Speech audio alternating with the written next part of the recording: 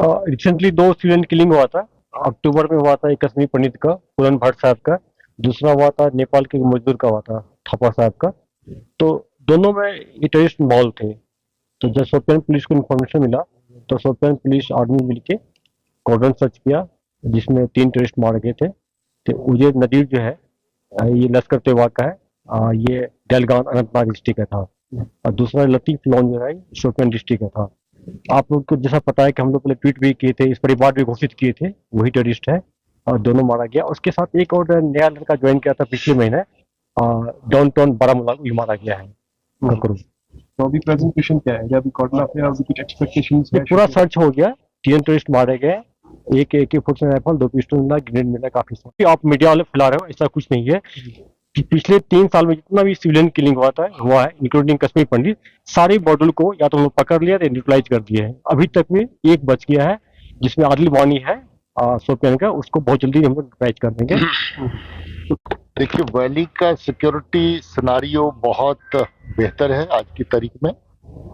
मुझे खुशी इस बात की कि आज काफी ठंड हो जाने के बावजूद भी टूरिज्म, जो लोगों की रोजी रोटी, जहाँ की बहुत बड़ी उसका साधन है, आज भी बड़ी अच्छी तादाद में लोग विजिट कर रहे हैं, आ रहे हैं।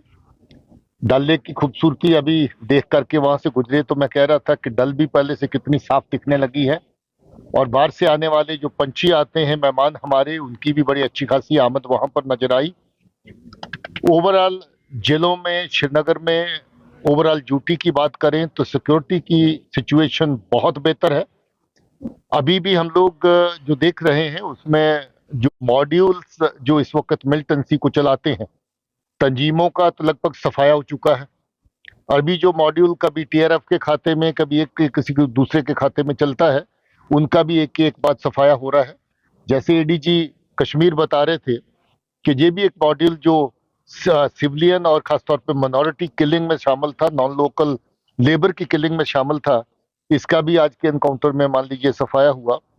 मैं समझ रहा हूँ कि सिक्योरिटी की सुरक्षा दिन ब दिन बेहतर हो रही है, लोगों का बहुत बड़ा ताउन है। इसके साथ आने वाले टाइम पे हम देख रहे हैं कि सिचुएशन 2-4 महीनों में और ज्यादा बेहतर। देखिए, ये एक टैक्टिक्स है दहशतगर्दी को किसी न किसी फॉर्म में लोगों के मनों में डर पैदा करके रखने की। ये पाकिस्तान से इस तरह की टैक्सेस के ऊपर अमल किया जा रहा है। ISI स्पॉन्सर्ड जो टेरर आउटफिट्स हैं, खासतौर पे TRF, जो माउथ पीस है टेरर का आज की तारीख में, टेरर किसी भी आउटफिट का हो, मगर एक माउथ पीस अगर उनको चाहिए तो TRF के खाते में या कश्मीर फाइट के खाते में मिलता है। ये लोगों को डराने में और कश्मीर की जो पॉपुलेशन है, कश्मीर के जो लोग हैं, उनके मन में भी खौफ पैदा करने के लिए एक तरह का टैक्टिक है कि जहां पर बाहर से आने वाला ये ले गया, वो ले गया। कभी निहत्थे बेगुनाह को, बाहर वाले लेबरर को टारगेट करते हैं, कभी मिनॉरिटी को ये बता करके कि ये रिहैबिलिटेशन नहीं, ये सेटलमेंट की प्लान है, ये है प्लान है, वो प्लान है। आप मुझे बताइए कि कश्मीरी पंडित या कश्मीर का रहने वाला हिंदू जो किसी स्टेज पे मान लीजिए आगे पीछे भी जहां से हुआ होगा, आज वो वापस आकर के अगर अपने भाइयों के साथ बैठ के जहां नौकरी कर रहा है, कंधे से कंधा मिला के बाकी कामों में हिस्सा ले रहा है, क्या जो उसका हक नहीं है? क्या ये पाकिस्तान तय करेगा कि कौन जहां पर काम करेगा या कौन नहीं करेगा?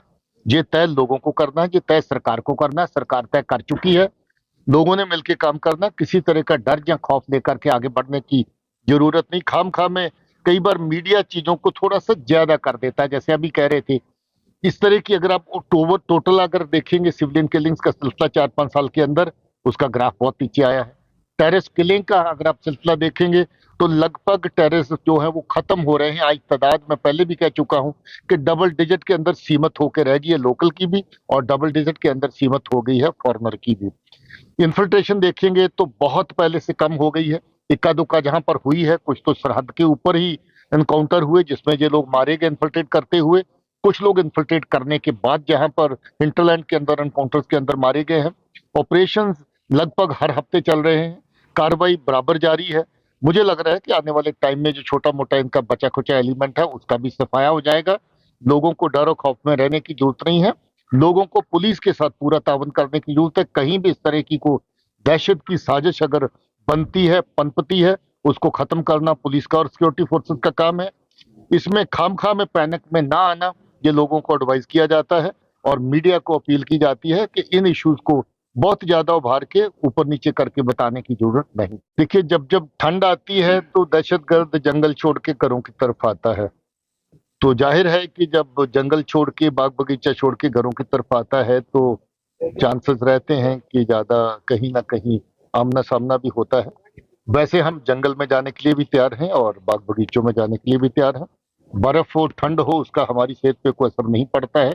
हमारी कार्रवाई बराबर जारी रहेगी, मगर अगर उनके टैक्टिस में कोई बदलाव आएगा तो हम लोग भी अपने टैक्टिस बराबर उसको जो है वो एडजस्ट करते रहते हैं, रिएडजस्ट करते रहते हैं।